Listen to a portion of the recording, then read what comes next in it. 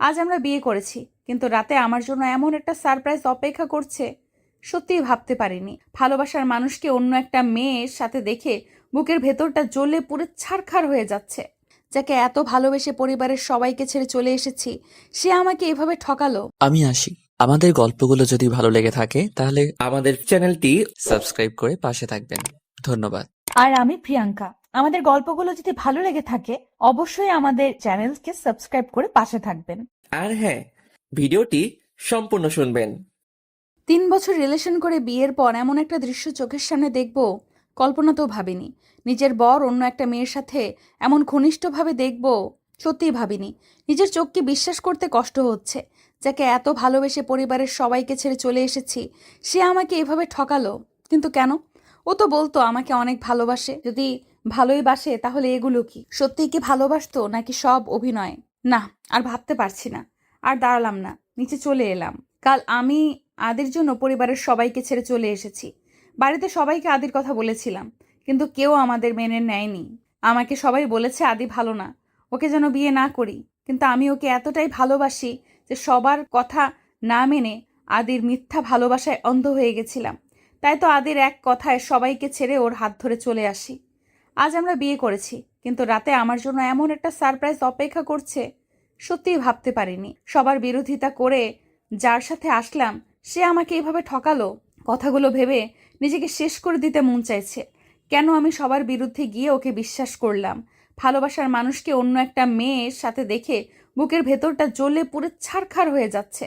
আজকের এই রাত নিয়ে কতই না স্বপ্ন দেখেছিলাম। শত স্বপ্ন কেন মাটি করে দিল? কি দোষ আমার? কথাগুলো ভাবছি আর কান্না করছি।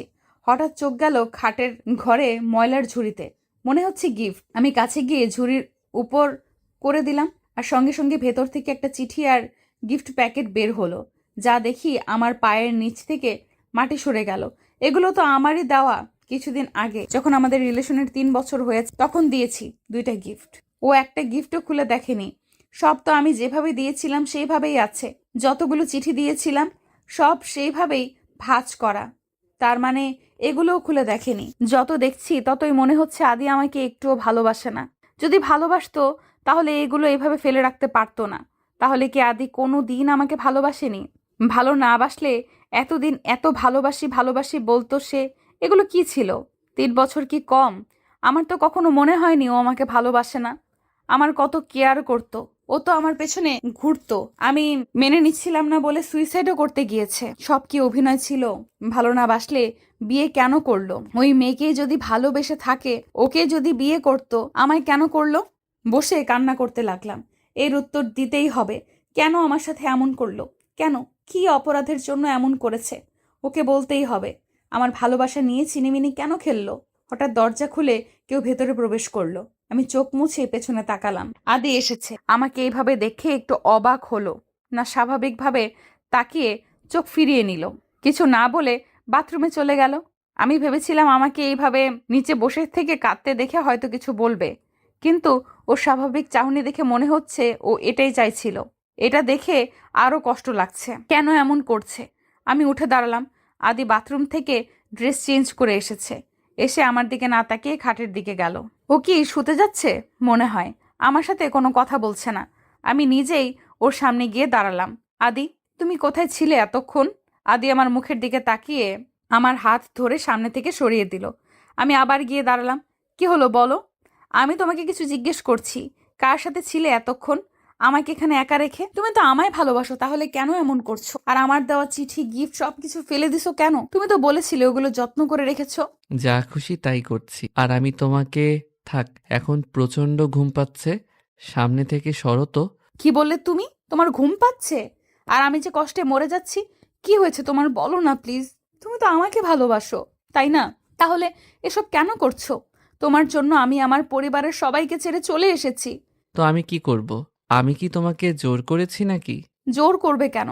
আমি তো তোমাকে ভালোবাসি, তাই এসেছি। কিন্তু তুমি কি আমাকে ভালোবাসো? আমার কথায় আদি এমন কথা বলবে আমি সত্যিই ভাবিনি। মুখের ওপর এই কথাটা বলতে পারলো কিভাবে?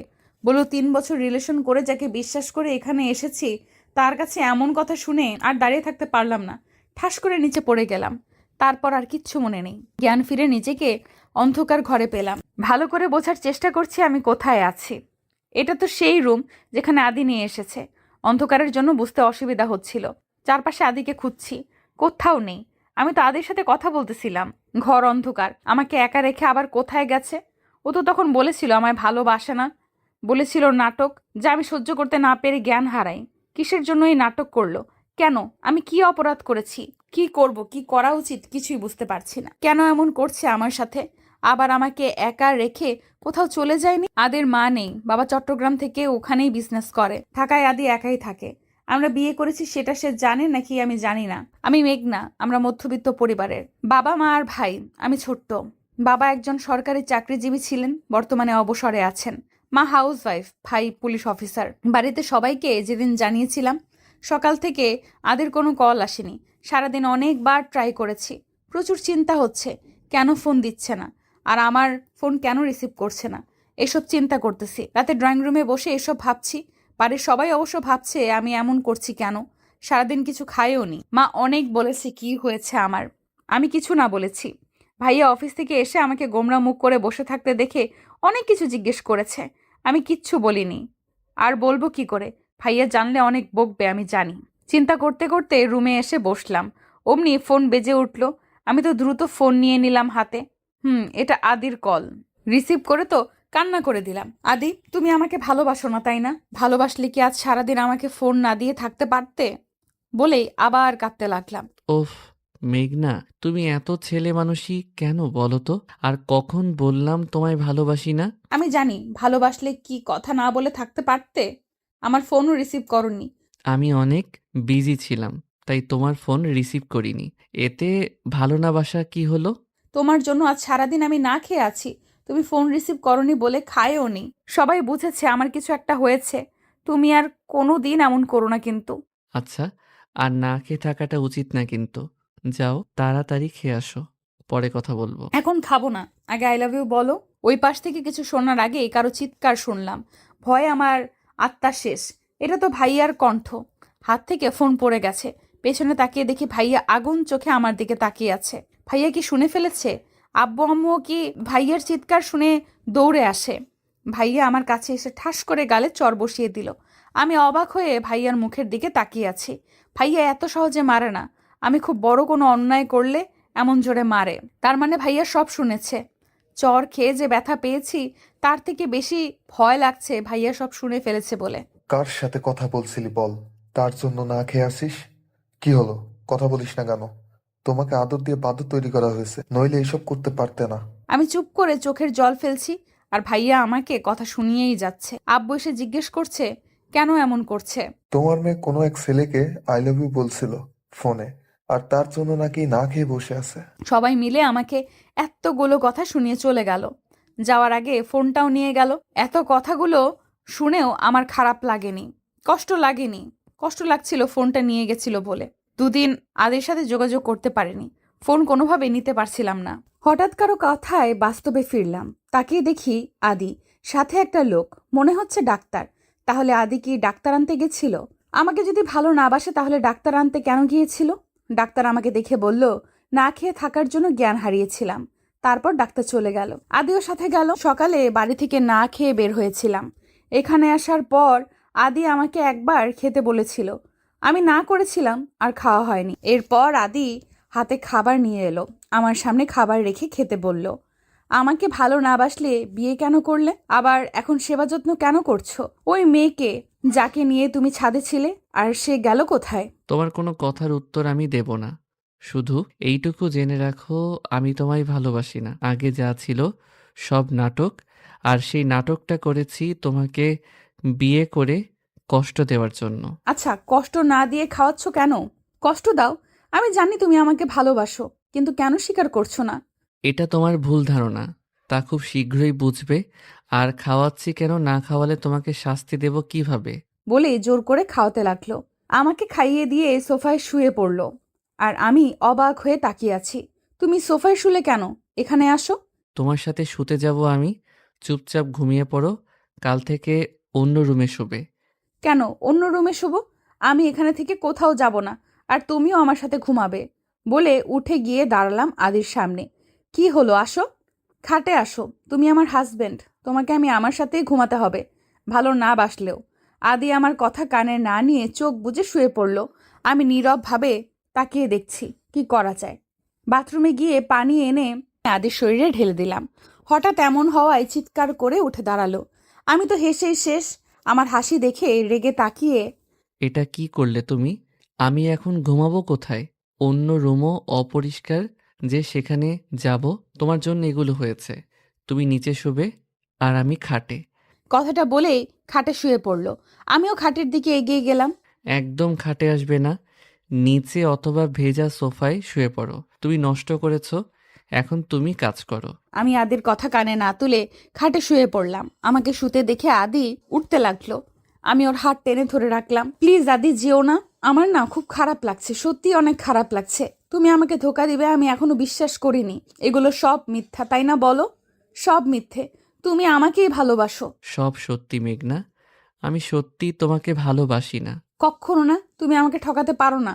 আমি তোমার জন্য পরিবারের সবার বিরুদ্ধে গিয়েছি। কেন এমন করলে? ভালো না বাসলে কেন ঠকালে? বলো প্লিজ। বলবো, কিন্তু এখন না। এখন বলো প্লিজ, কি এমন কারণ যার জন্য আমার জীবনটা নষ্ট করে দিলে? তোমাকে কথা দিতে হবে একটা। কি কথা? আমি সব দিতে রাজি, তবুও বলো আমার কি অপরাধ যার জন্য আমাকে এভাবে ঠকালে? এখন আমি কিছু বলবো না মেঘনা। যেদিন তুমি সব জানবে, সেদিন আমার লাইফ থেকে তোমাকে চিরদিনের জন্য চলে যেতে। আদি, এমন একটা কথা তুমি বলতে পারলে? আমি তোমাকে ছেড়ে চলে যাব? এটা কখনো, তোমাকে ছাড়া আমি থাকতে পারবো না। প্লিজ অন্য কিছু বলো। আর আমি কোথায় যাব বলো? বাড়িতে কেউ আমাকে উঠতে দেবে না। এখন তুমি ছাড়া আর কে আছে আমার? তাহলে আমি কিছু বলতেও পারবো না। যেদিন যেতে পারবে, সেদিন শুনতে এসো। কথাটা বলে উঠতে লাগলো। আমার খুব ঘুম পাচ্ছে আদি, আমি একটু ঘুমাতে চাই। এত শখ আমি নিতে পারছি না। তোমার বুকে একটু ঘুমাতে চাই বলে আদির বুকে মাথা রাখলাম। প্রথমে উঠতে চাইলেও পরে আর ওঠেনি। আমি কখন ঘুমিয়ে গেছি জানি না। সকালে নিজেকে মনে হচ্ছে কেউ বেঁধে রেখেছে। তাকিয়ে দেখি আদির বুকে আমি, আর সে আমাকে আষ্টে পৃষ্ঠে জড়িয়ে ধরে ঘুমাচ্ছে। এটা দেখে মুখে হাসি ফুটে উঠল। কাল তো আমার সাথে শুতেই চাইলো না, আর এখন এভাবে ঘুমাচ্ছে। মাথাটা উঁচু করে মুখের দিকে তাকালাম। কত মায়াবী লাগছে দেখতে। আমি তো এটাই চাইছিলাম। সকালে ঘুম থেকে আগে আদির মুখ দেখব, তা আমার পূরণ হয়েছে। কিন্তু কি কারণ আছে যার জন্য আমার সাথে আদি এমন করছে? আমাকে জানতেই হবে। কিছুক্ষণ আদির মুখের দিকে তাকিয়ে থেকে ওর কপালে একটা কিস করলাম। সাথে সাথে মনে হলো ভূমিকম্প হলো, আর আমি খাট থেকে নিচে পড়ে গেলাম। কি হলো কিছু বুঝতে পারলাম না। উফ, মাজায় ব্যথা পেয়েছি। উপরে তাকিয়ে দেখি আদি আমার দিকে আগুন চোখে তাকিয়ে আছে। হঠাৎ তো রাগের কি হলো বুঝলাম না। আমি অবাক নয়নে তাকিয়ে আছি আদির দিকে। রাগ মিশ্রিত চোখে তাকিয়ে আছে। তো ধাক্কা দেব না তো আদর করব না কি কোলে বসিয়ে রাখবো? তোমার সাহস কি করে হলো আমাকে টাচ করার? মানে কি বলতে চাইছো? তোমাকে আমি টাচ করতে পারবো না? না। কেন? তুমি আমার স্বামী, আমার পুরো অধিকার আছে তোমাকে টাচ করার। হুম, আছে, কিন্তু আমি তোমাকে সেই অধিকার দেইনি আর দেব না। আমি অন্য কাউকে ভালোবাসি। কিছুদিন পর তাকে বিয়ে করব। তোমাকে শুধু কষ্ট দেওয়ার জন্য আমি বিয়ে করেছি। খুব তাড়াতাড়ি তোমাকে ডিভোর্স দিয়ে নিশিকে বিয়ে করব। তাই আমার থেকে দূরে থাকবে। কথাটা বলেই আদি ওয়াশরুমে চলে গেল। আমার দিকে ফিরেও তাকালো না। এতটাই ঘৃণা করে আমায়। আর কি বলল? নিশিকে ভালোবাসে। কে এই নিশি? সেদিন রাতে যাকে দেখেছিলাম সেই কি নিশি? এইভাবে বলতে পারলো অন্য মেয়েকে ভালোবাসার কথা? আর কি বলল ডিভোর্স দেবে আমাকে? না, এটা কিছুতেই হতে দেব না আমি। কখনো ডিভোর্স দেব না। শত অপমান করুক, কষ্ট দেখ, আমি আদিকে ছেড়ে কোথাও যাব না। আমাকে খুঁজে বের করতে হবে কি কারণে এত ঘৃণা আদি মনে আমার জন্য। বাড়ির কথা খুব মনে পড়ছে। মা, বাবা, ভাইয়া সবাই কেমন আছে? সবাই আমাকে হয়তো ঘৃণা করছে, আর ভালোবাসবে না কেউ আমাকে। সবাইকে পর করে চলে এসেছিলাম যার হাত ধরে বিশ্বাস করে, সেও তো আমাকে কষ্ট দিচ্ছে। আদি আমাকে বাড়ি থেকে তাড়িয়ে দিলে কোথায় যাব? আমার বাড়িতে যাওয়ার মুখ নেই। কারোর সামনে যেতে পারবো না। খুব তাড়াতাড়ি এসব জানতে হবে। পুরো শরীর ব্যথা হয়ে গেছে, উঠতেও পারছি না। আগে আমি একটু ব্যথা পেলে আদি পাগলের মতো হয়ে যেত, আর এখন নিজেই ব্যথা দিচ্ছে। কেন এত বদলে গেলে তুমি আদি? আবার আগের মতো হয়ে যাও না। কি হলো? এখনো সেখানেই বসে আছো কেন? যাও, ফ্রেশ হয়ে রান্না করো। আমি অফিসে যাব। আর একদম ন্যাকা কান্না কাঁদবে না। আমার অসহ্য লাগে এসব। আমার কান্না তোমার কাছে অসহ্য লাগছে? হ্যাঁ। ভালো। আর কি যেন বললে? তুমি ভালো করে জানো আমি রান্না করতে পারি না। পারো না বললে তো হবে না। আমার এখন খিদে পেয়েছে। যাও তাড়াতাড়ি রান্না করো। দরকার পড়লে অনলাইন দেখে নাও, তবুও তোমাকেই রান্না করতে হবে। আমার পুরো শরীর ব্যথা করছে আদি। আমি রান্না করতে পারবো না, তুমি অন্য কাউকে বলো। অন্য কাকে বলবো? এখানে আমি আর তুমি ছাড়া কেউ নেই, সো তোমাকেই রাঁধতে হবে। কেউ নেই মানে? তাহলে কাজ করবে কে? কেন, তুমি করবে? আমি করব? তুমি তাড়াতাড়ি যাও, নইলে আমি তো বাইরে গিয়ে খেতে পারবো। কিন্তু তুমি কি খাবে? নিজের খিদে লাগলে রান্না করো। বলেই আদি রেডি হতে লাগলো। আমি কষ্ট করে উঠে বাথরুমে গেলাম, গোসল করে পড়লাম মহা বিপদে। এখন কি পরবো? আমার তো এখানে জামা কাপড়ও নেই। শীত করছে কিন্তু বের হতে পারছি না। আদি রুমে আছে। কি হলো, আজ কি আর বের হবে না নাকি? এতক্ষণ লাগে কারো? আমি কিন্তু বসে আছি, না খেয়ে যাব না। তাড়াতাড়ি আসো, রান্না তোমাকে করতেই হবে। আমার ড্রেস আনিনি, প্লিজ দাও না, নয়তো বের হতে পারবো না। কি মেয়ে তুমি? কেউ ড্রেস ছাড়া গোসল করে? প্লিজ দাও না, আমার মনে ছিল না। দরজাটা খুলো। দরজা খুলবো কেন? আপনি না আমাকে বউ বলে মানেন না? তাহলে এটা কিন্তু ঠিক না। আমার তো তোমাকে দেখার ইচ্ছে নেই, তোমার ড্রেস নেওয়ার জন্য দরজা খুলতে বলছি। ও, দরজা খুলে একটু ফাঁক করে হাত বের করে জামা নিলাম। কিছুক্ষণ পর এত সময় লাগে রান্না করতে? তুমি তো অকর্মার ঢেকি, তোমার আগে কাউকে দেখিনি। নিজে রান্না করে খান, তাহলে আমাকে দিয়েছেন কেন রাত্রে? অনেক কষ্টে রুটি আর ডিম ভাজলাম, জীবনে ফার্স্ট রান্না করলাম। রুটিটা পুড়ে পুড়ে গেছে, কিন্তু রান্না করেছি এই অনেক। হাতে ছ্যাঁকাও খেয়েছি। খাবার নিয়ে আদির সামনে রাখলাম। অনেক খুশি হয়ে গেলাম, কিন্তু খুশি বেশিক্ষণ থাকলো না। এগুলো কি? সব তো পুড়ে গেছে, এসব কি খাওয়া যায়? বলেই সব ফেলে দিল।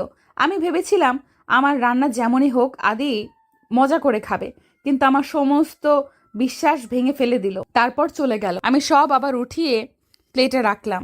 চোখের পানি বাদ মানছে না। এত অবহেলা মেনে নেওয়া যায়? খিদে পেয়েছিল এখন, আর খাওয়ার ইচ্ছেও নেই। রুমে এসে শুয়ে পড়লাম। অনেক খারাপ লাগছে, একটু ঘুমানো দরকার। বিকেলের দিকে ঘুম থেকে উঠে এখন আর নড়তে পারছি না। এত খিদে পেয়েছে যে আমি নড়তেও পারছি না। এমনিতে আমার খিদে সহ্য করতে পারি না আমি। আর আজ সারাদিন না খেয়ে আছি। এইরকম কোনো রকম উঠে বাইরে এলাম। সিঁড়ি দিয়ে নামতেও পারছি না, এত দুর্বল লাগছে। মনে হচ্ছে এক্ষুনি পড়ে যাব। নিচে গিয়ে পুরো রুটি আর ডিম নিয়ে বসলাম। একটু ছিঁড়ে মুখে দিলাম। ছি, কি খারাপ হয়েছে খেতে। এগুলো কি খাওয়া যায়? তাও খিদে বেশি পেয়েছে বলে অনেক কষ্টে একটু খেলাম। ফোনও নেই যে আদিকে কল করব। একা একা এখন খারাপ লাগছে। ঘুমিয়েছিলাম বলে এতক্ষণ কোনো রকম লাগেনি। এখন বুঝতে পারছি বাড়িটা কত নিস্তব্ধ। দরজা খুলে বাইরে আসলাম। দারোয়ান আছে একজন, এছাড়া আর কেউ নেই। বিকেল হয়েছে বলে সে বাগানে পানি দিচ্ছে। আমি এগিয়ে গেলাম তার সাথে একটু কথা বলার জন্য। আর তো কেউ নেই কথা বলার মতো। বাগানটা সুন্দর, আদি করেছে। মনে হয় সব ধরনের ফুল আছে। দারোয়ান কাকা আমাকে দেখে দৌড়ে এলো। কিছু বুঝলাম না, এমন দৌড়ে আসার কি আছে? কি হয়েছে কাকা, আপনি দৌড়াদৌড়ি করছেন কেন? অবাক হয়ে। আপনি এখানে কেন?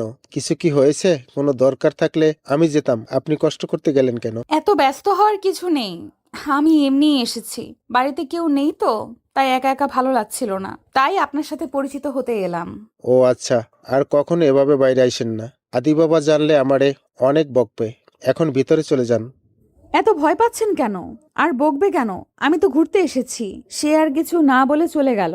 এত ভয় পাওয়ার কি আছে? ঘুরতেই তো এসেছি। দেখলাম সে গেটের কাছে গিয়ে তালা দিল ভালো করে, তারপর আবার গাছে পানি দিতে লাগলো। এখন বুঝলাম ভয়ের কারণ। আদি নিশ্চয়ই বলে গেছে আমি যেন বাড়ি থেকে না বের হই। তার মানে আদি ভেবেছে আমি পালিয়ে যাব। সত্যি কত বোকা আদি, আমি নাকি পালিয়ে যাব। এটা তো কখনো হবে না, শত কষ্ট দিক। আমি তো এত সহজে যাচ্ছি না। যাকে ভালোবাসি, যার হাত ধরে বাড়ির সবাইকে ছেড়ে এসেছি, সে কেন আমার সাথে এমন করছে সব না জেনেই চলে যাব? অসম্ভব। কথাগুলো ভেবে ভেতরে চলে এলাম। রাত 8টা বাজে, এখন পর্যন্ত আদি বাড়ি আসে নাই। এত বড় একটা বাড়িতে আমি একা ভয়ে ভয়ে আছি। কখন আসবে কে জানে। ওর কি একটু চিন্তা হচ্ছে না আমি কিভাবে আছি, কি করছি? এত পাষাণ হয়েছে ও। 9টার দিকে আদি বাড়ি এলো। মনে হয় অনেক পরিশ্রম করেছে দেখে অনেক টায়ার্ড লাগছে। এসে বাথরুমে গিয়ে গোসল সেরে এলো। তারপর ডাস করে খাটে শুয়ে পড়ল। আমি ওর মাথার কাছে গিয়ে বসলাম। তারপর মাথা টিপে দিতে লাগলাম। ও আমার হাত নিজের হাতের মুঠোয় নিয়ে বিড়বিড় করে কি যেন বলতে লাগলো। তারপর হাতটা ওর বুকে চেপে ধরলো। আমি ওর কথা বোঝার জন্য কানটা ওর মুখের কাছে এগিয়ে নিলাম, কিন্তু কিছুই বুঝতে পারছি না। আদি কি বলছো? আমি তো কিছুই বুঝছি না। এখন আর কথা বলছে না। মুখের দিকে তাকিয়ে দেখি ঘুমিয়ে গেছে। কি বলতেছিল আদি? শুধু ধোকা দিয়েছে কেন? এটা বুঝেছি, কে কাকে ধোকা দিয়েছে। খেয়ে এসেছে নাকি কে জানে। নিচে এসে কি করা যায় ভাবছি। পুরো কিচেন ঘুরে নুডলস পেলাম, আমার অনেক পছন্দ। আম্মু যখন রান্না করতো আমি দাঁড়িয়ে থাকতাম আম্মুর পাশে, কারণ ভাইয়াও নুডলস খাওয়া নিয়ে ঝগড়া করতাম সব সময় দুজন। আম্মুর রান্না মনে করে নুডলস রাঁধলাম, একটু খেয়ে দেখলাম ভালো হয়েছে, খাওয়া যাবে। প্লেটে করে রুমে এসে দেখলাম এখনো শুয়ে আছে আদি। আমি কাছে গিয়ে কয়েকবার ডাকলাম, কোনো সাড়া শব্দ নেই। হাত দিয়ে ধাক্কা দিলাম, এ কি শরীর এত গরম? ভালো করে মাথায় ঘাড়ে হাত দিয়ে দেখি প্রচন্ড গরম, তার মানে আদির জ্বর এসেছে। এত জ্বর, এখন কি করব আমি? আমি তো কাউকে চিনিও না, এখন তার ডাক্তার পাবো কই? আমার জ্বর আসলে আম্মু পানি ভিজিয়ে দিত, আমিও তাই করি, দেখি কাজ হয় নাকি। অনেকক্ষণ দিলাম কিন্তু কিছুই হচ্ছে না। আদির নাম্বার নিয়ে দারোয়ান কাকাকে ফোন দিলাম, সেও ফোন ধরছে না। কয়েকবার দিয়ে রেখে দিলাম, মনে হয় ঘুমিয়ে পড়েছে। একটু পর কলিং বেল বাজানোর শব্দ পেলাম। এত রাতে আবার কে এলো? দরজার কাছে এসে বললাম, কে? ম্যাডাম, আমি শফিক, আপনাদের দারোয়ান। আমাকে ফোন দিয়েছিল আদি বাবা। ও আপনি? আপনি তো আমার ফোন রিসিভ করছিলেন না। দরজা খুললাম। কি হয়েছে ম্যাডাম? এত রাতে ফোন দিয়েছিল কেন আদি বাবা? আদি না, আমি দিয়েছি। কেন, কি হয়েছে? আদির অনেক জ্বর এসেছে, আমি কি করব ভেবে পাচ্ছি না। আপনি একটু ডাক্তারকে খবর দিতে পারবেন? পারবো। আপনি এত চিন্তা করেন না, আমি আসছি। একটু পর শফিক ডাক্তার নিয়ে আসে। 2 দিন জ্বর থাকে আদির। এত কষ্ট হচ্ছিল ওর, উঠতে পারে নাই, আমাকে কিছু বলেও নি। এই 2 দিন আমি ওর সাথেই থেকেছি।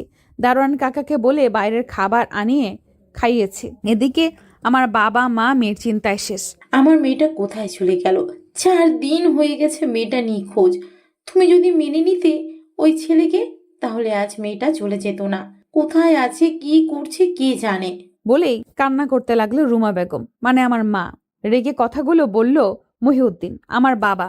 ওই মেয়ের জন্য কেঁদে কি হবে? সে কি আমাদের কথা ভেবেছে? নিজের জন্য আমাদেরকে পর করে অন্য একটা ছেলের হাত ধরে চলে গেছে। ওই মেয়ের জন্য আর কাঁদবে না। তুমি বুঝবে না, মায়ের মন। মেয়ে শত খারাপ হলেও মা কখনো তাকে ভুলতে পারে না। আমিও পারবো না। তুমি আমার মেয়েকে ফিরিয়ে দাও। ওর যার সাথে খুশি থাক, মেনে নাও। 2 দিন তো কম খুঁজলাম না, আর ওর নাম মুখে আনবে না। বলেই উঠে চলে গেল। আমার মা আমার জন্য কষ্ট পাচ্ছে। মেয়েরা এমনই হয়, সন্তান শত ভুল করলেও ক্ষমা করে দেয়। আমার ভাই অফিস থেকে সোজা চলে গেছে বন্ধুদের সাথে আড্ডাখানায়। কিরে মেঘ, তুই এইখানে কেন? বন্ধু ছাড়া তো আসিস না, আজ একেবারে অফিস থেকে এইখানে চলে এলি? কিছু না বলে মদের বোতল হাতে নিয়ে খেতে লাগলো। এটা কি করছিস আজ? এগুলো খাচ্ছিস কেন? বাড়ি যাবি না? আংটি তোকে এভাবে এখন দেখলে অনেক কষ্ট পাবে, কিন্তু এমনিতেই মেঘনাকে খুঁজে পাওয়া যাচ্ছে না। আমি পারছি না, আর আমার অনেক কষ্ট হচ্ছে। এগুলো না খেলে আমি পাগল হয়ে যাব। তোর বাবা মার জন্য নিজেকে শক্ত রাখা উচিত। উনি ঠিক বলেছে, এইসব ভুল। বাড়ির সবার জন্য খুশি থাকা, ভালো থাকা। মেঘনার কোনো খোঁজ পেয়েছিস? না রে, পাইনি। অনেকক্ষণ থেকে বাড়ি ফিরে এলো মেঘ ভাইয়া। আজকে খাওয়াটা বেশি হয়ে গেছে। নিজেকে কন্ট্রোল করে কলিং বেল দেওয়ার সাথে সাথে দরজা খুলল। আম্মু আজও জেগে আছে। কিরে, এলি কেন? তুইও চলে যা আরেকজনের মতো। আর আসতে হবে না, কাউকে দরকার নেই। মা। তুই মদ খেয়েছিস? না মানে কি বলবো আমি বুঝতে পারছি না। কি হলো বল। এগুলো খেয়ে বাড়ি আসার আগে আমার জন্য বিষ নিয়ে আসতি। তোদের জন্য কি কোনো দিন শান্তি পাবো না?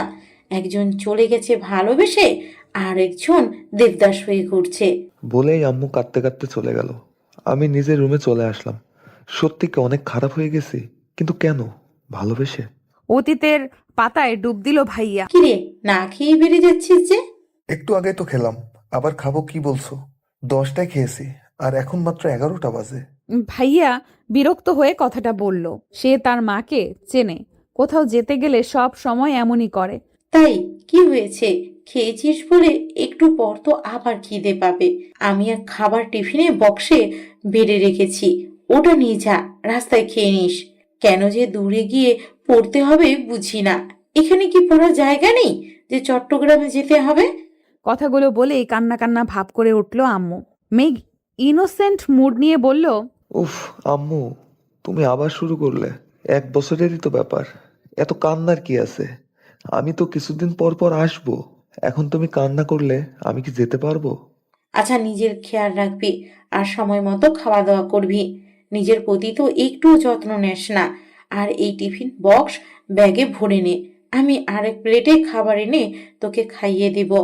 আমি সত্যি এখন যেতে পারবো না, তুমি টিফিনটা দাও। নিয়ে যাচ্ছি। মেঘনা কই? ওকে দেখছি না যে। কই আর থাকবে, রাগ করে বসে আছে ঘরে। বোনের রাগ ভাঙাতে ঘরে গেলাম। ওরে বাবা, রেগে আমার দিকে তাকাচ্ছেও না। আমি সামনে গিয়ে কানে ধরে সরি বললাম, কাজ হলো না।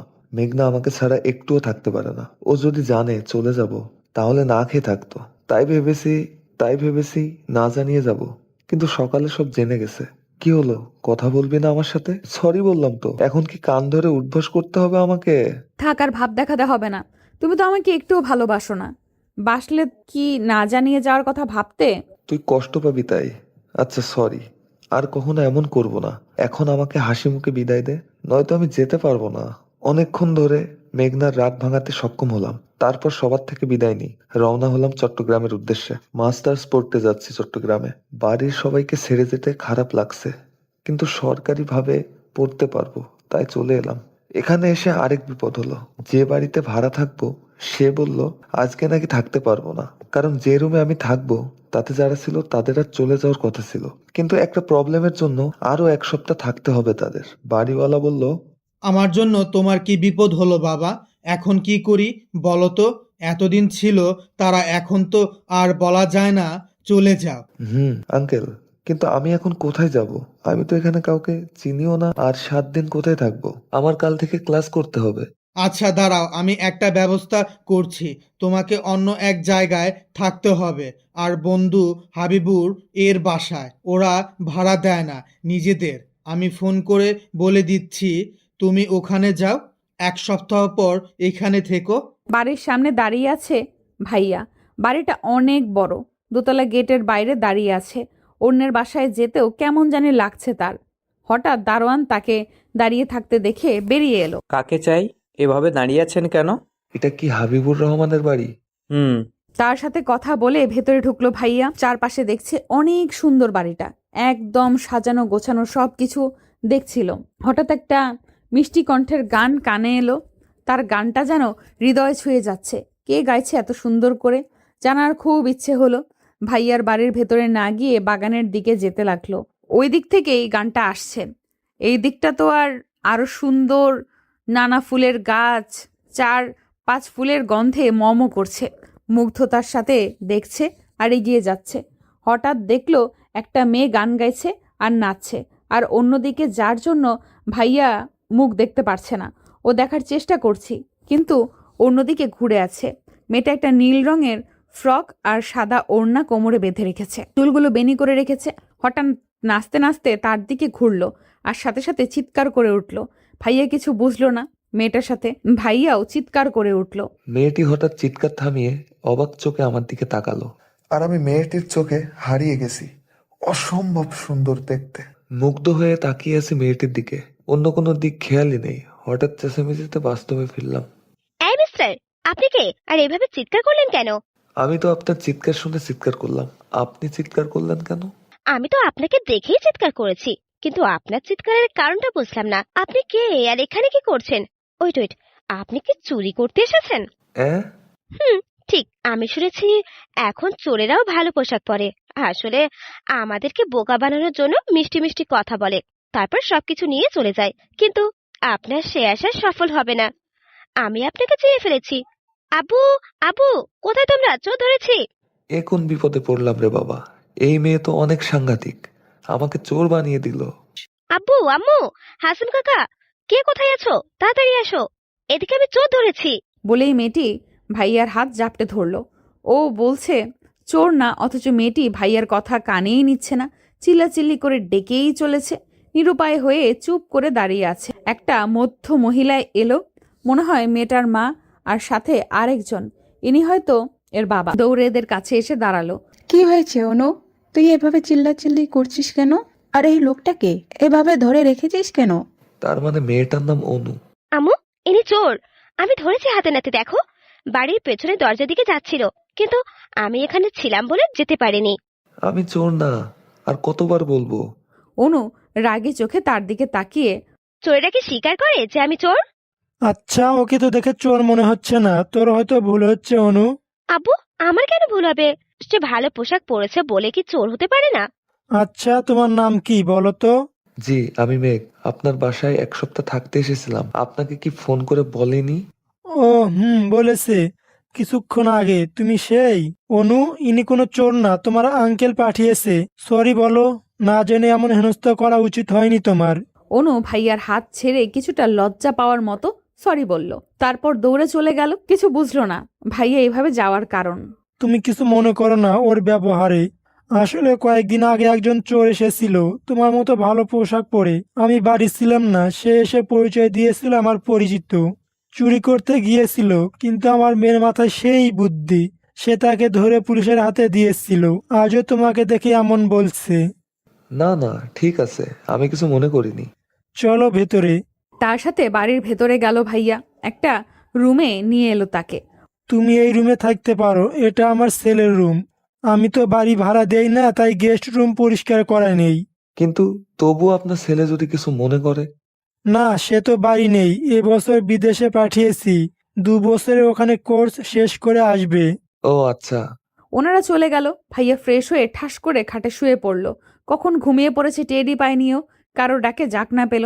তাকিয়ে দেখে ওই মেয়েটি, মানে অনু দাঁড়িয়ে আছে। ধরফড়ি উঠল, কখন যে ঘুমিয়ে পড়েছিল টেরই পায়নি। ফোন হাতে নিয়ে দেখলো 9টা বাজে, 20+ কল। সবগুলো বাড়ি থেকে ফোন দিয়েছে। তার জানানোর কথাও মনে ছিল না। আমি আপনাকে ডাকছি আর আপনি উঠেই ফোন নিয়ে পড়লেন। কেন কিছু জানতে চাইলেন না? এটা কোন ধরনের অভদ্রতা? খেয়ালই ছিল না একজন তার সামনে দাঁড়িয়ে আছে। ওহো, সরি, আসলে বাড়ির থেকে অনেকগুলো ফোন আসছে তো তাই। আপনাকে নিচে খাওয়ার জন্য ডাকছে। বলেই চলে গেল। মেয়েটা জানি কেমন একটা, এই রাগ দেখায় আবার অভিমান করে। ভাইয়া বাড়িতে ফোন দিয়ে কথা বলল, সাথে বকাও খেলো ফোন না ধরার জন্য। তারপর নিচে গিয়ে খেয়ে রুমে এসে দেখ অনু মেয়েটা বসে আছে। ঢোকার সাথে সাথে জিজ্ঞেস করলো মেয়েটা, আপনার নাম কি? আমি মেঘ। বাড়ি কোথায়? ঢাকা। কিসে পড়েন? এই মেয়ে তো আমার মনে হচ্ছে আমার ইন্টারভিউ নিচ্ছে মাস্টার্সে। তারপর আর কিছু না বলে চলে গেল। ভাইয়া হাবলার মতো তার যাওয়ার দিকে তাকিয়ে ভাবছে, এগুলো জিজ্ঞেস করলো কেন, আর আমি উত্তরই বা দিলাম কেন? পরদিন সকালে ঘুম থেকে উঠে বারান্দায় দাঁড়ালো। হঠাৎ নিচে চোখ গেল, দেখে অনু গাছে পানি দিচ্ছে খুব যত্ন সহকারে। তাতে বোঝা যাচ্ছে ও মেয়েটা গাছের অনেক যত্ন নেয়। হঠাৎ উপরে তাকালো, আর তাকে দেখে কেমন যেন ভেঙচি কাটলো। ভাইয়া তো হতবাক, এই মেয়ে তার সাথে এমন করছে কেন? সকালে নাস্তা করতে করতে অনুর মা ডাকতে এলে নিচে এসে খাবার খেয়ে ভার্সিটিতে চলে এলো। নতুন কিছু ফ্রেন্ড হলো, ক্লাসগুলো ভালোই হয়েছে। 3টার দিকে বাড়ি আসলো। গেটের ভেতরে ঢুকতেই মনে হলো কিছু ছুঁড়ে মারা হলো।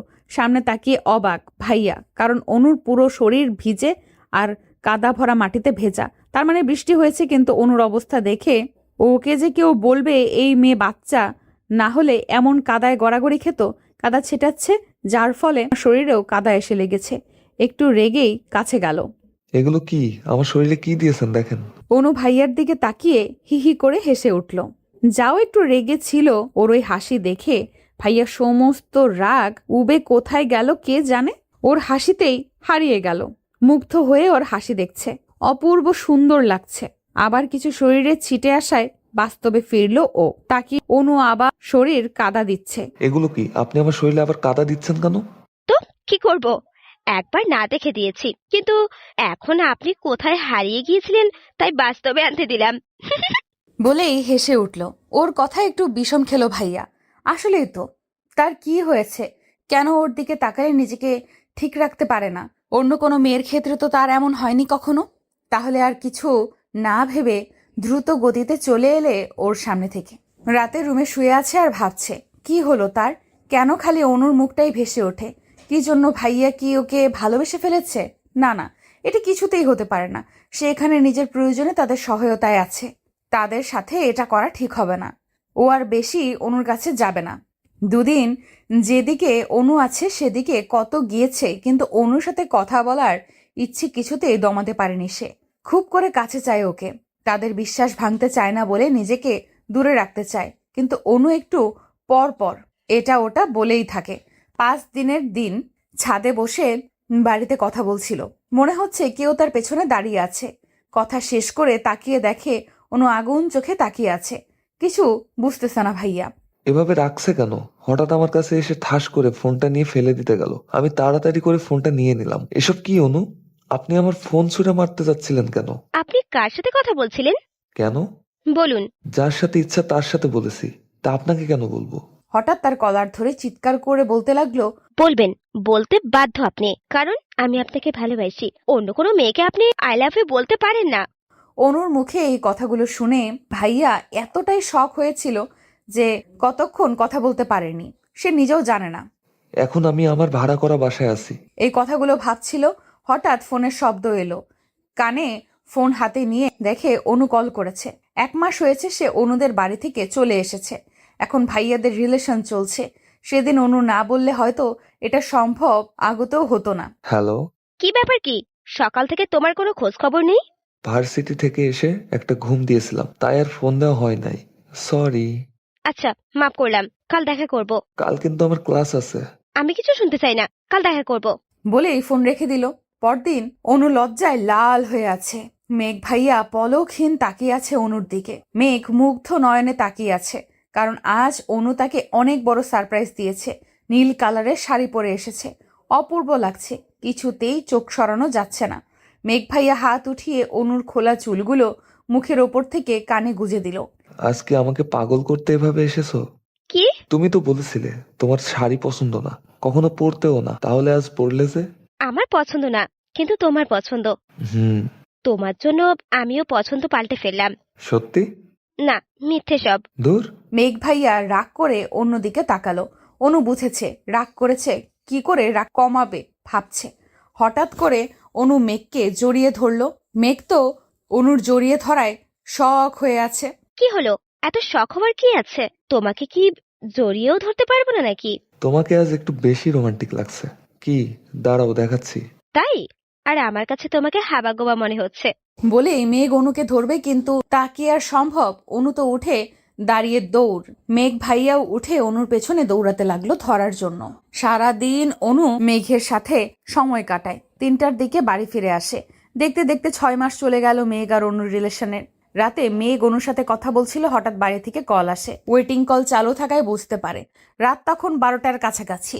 এত রাতে বাড়ি থেকে ফোন দেখে মেঘ প্রচন্ড অবাক, সাথে ভয়ও পায়। অনু, ফোন রাখো তো। কেন, কি হয়েছে? তোমার কি আবার ঘুম পাচ্ছে? ঘুম পেলেও আমি ফোন রাখবো না। প্রতিদিন তুমি রাত 10টা পর্যন্ত কথা বলেই রেখে দাও, আজ সারা রাত কথা বলতে হবে। অনু, বাড়ি থেকে কল আসছে। এত রাতে হঠাৎ বাড়ি থেকে কল কেন এলো? চিন্তা হচ্ছে। উফ, সরি। আচ্ছা, তুমি বাড়িতে কথা বলে দেখো, আর আমাকেও জানিও কিন্তু। আমি ঘুমাবো না তোমার ফোন আসা পর্যন্ত। আচ্ছা, রাখি। বাড়িতে ফোন রিসিভ করতেই অপর পাশ থেকে কান্নার আওয়াজ শোনা গেল। আমি মেঘনা কাঁদছি। কান্না শুনে আরো ভয় পেয়ে গেল ভাইয়া। মেঘনা, কি হয়েছে? কাঁদছিস কেন? বল আমাকে। ভাইয়া, আব্বু। কি হয়েছে আব্বুর, বল।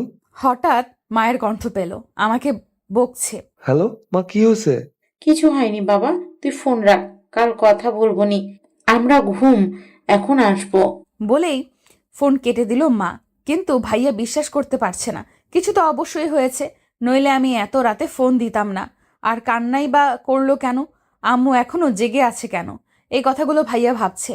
চিন্তায় আর অনু কল করার কথা মনেই ছিল না। ফোনের রিংটোনে বাস্তবে ফিরল, তাকিয়ে দেখে অনু কল করছে। হ্যালো। তোমাকে না বললাম আমি জেগে থাকবো কলের জন্য, তুমি কল করলে না কেন? মনে ছিল না। বাড়ির কি খবর? কেন ফোন করেছিল জানো? না, কিছু বললো না, কিন্তু আমার বিশ্বাস কারো কিছু হয়েছে। এখন কি করতে চাও? কাল বাড়ি যাব। তোমার তো ক্লাস আছে। তবুও মিস দিয়েই যেতে হবে। বাড়ির জন্য চিন্তা হচ্ছে, না গিয়ে জানা পর্যন্ত আমি শান্তি পাবো না। আচ্ছা, যা ভালো বোঝো করো, আর এখন এত চিন্তা করো না, ঘুমিয়ে পড়ো। আচ্ছা। পরদিন মেঘ ভাইয়া বাড়ি এলো আর জানতে পারলো আব্বু হার্ট অ্যাটাক হয়েছে। সবাইকে বকলো না জানানোর জন্য। 2 দিন হয়েছে অথচ তাকে জানানো হয়নি। এখন একটু সুস্থ আছে। একদিন থেকে আবার চলে এলো মেঘ ভাইয়া, আর এও বলে এলো নেক্সট যেন কিছু না বলে করেন। ভালোই কাটছিল সবকিছু, কিন্তু ভালোটা বেশি দিন গেল না। একদিন, মেঘ তোমাদের বাড়িতে আমাকে নিয়ে যাবে? মানে তুমি যাবে? হুম। বউ করে একেবারে নিয়ে যাব, চিন্তা করো না। আমার না এখনই যেতে ইচ্ছে হচ্ছে, নিয়ে চলো না প্লিজ। তুমি কি আমাকে নিয়ে যেতে ভয় পাচ্ছ? কি বলছো? ভয় পাবো কেন? তাহলে নিয়ে যেতে চাইছো না কেন? তোমার জন্য। আমার জন্য? আমাদের বাড়িতে যেতে হলে তোমাকে থাকতে হবে, কিন্তু তুমি তোমার বাড়িতে কি বলে যাবে? সেটা আমি ভেবেই রেখেছি। তুমি নিয়ে যাবে নাকি তাই বলো। আটঘাট বেঁধে নেমেছো? আচ্ছা, কিন্তু আমার এক্সামের পর। আচ্ছা। আজ মেঘ ভাইয়ের সাথে যাবে অনু। সকাল থেকে গোছগাছ করছে। মেঘ ঢাকা থেকে নিতে আসবে। মেঘ ভাইয়া 1 সপ্তাহ আগে গিয়েছে বাড়ি। আমার তখন বাড়িতে মানাতে পারিনি। আজ অনেক কষ্ট করে সামিয়াদের বাড়ি যাবে বলে রাজি করিয়েছি। 4টা থেকে বসে আছে অনু, অথচ এখন পর্যন্ত মেঘ ভাইয়া এসে পৌঁছায়নি। ওর 4:30টাতে এখানে উপস্থিত থাকার কথা ছিল। এখন 5টা বাজে। মেঘকে ফোন দিল। হ্যালো, কই তুমি? কখন থেকে বসে আছি তোমার জন্য, এখনো এসে পৌঁছালে না, কোথায় আছো? সরি, আসলে রাস্তা অনেক জ্যাম গো, তাই লেট হচ্ছে। যাও, এখন ঝগড়া করবো না, তাড়াতাড়ি আসো। তারপর স্মৃতির পাতা থেকে বাস্তবে ফিরল আজানের শব্দে মেঘ। যতবার অতীত মনে করেছে, সময় কখন চলে গেছে টেরই পায়নি। মেঘ চোখ মুছে উঠে গোসল করে নিল, তারপর নামাজ পড়ল, আবার ভাবতে বসলো। সেদিন তো আমি যেতে পারিনি অনুর কাছে। কি ঘটেছিল যে ও সুইসাইড করলো? এদিকে আমি রান্না করতেছি। সকালে উঠে এখন রান্নাটা ভালোই করি। এত ভালো হয় না খেতে, কিন্তু খারাপও হয় না। হঠাৎ আদি আওয়াজ কানে এলো।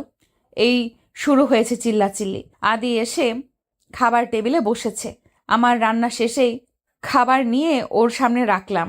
সব সময় যেমন মুখটা খারাপ করে, আজও তাই করলো। বিশ্বের সবচেয়ে খারাপ রাধি আমি, এটাই বোঝায়। এতই যেহেতু খারাপ রাধি, আসিস কেন খেতে? বাইরে খেতে পারিস না? সব সময় এই খারাপ খাবারের জন্য চিল্লাচিল্লি করতেই থাকে। রেগে বিড়বিড় করছি। যতই বিড়বিড় করে বকো না কেন, তোমাকে রান্না করতেই হবে। করবো না কি করব? রাগের মাথায় কথাটা বলে ফেলেছি, কিন্তু আদির দিকে তাকিয়ে আমি ভয়ে শেষ। আগুন চোখে আমার দিকে তাকিয়েছে, মনে হচ্ছে চোখ দিয়ে গিলে ফেলবে। কি বললে?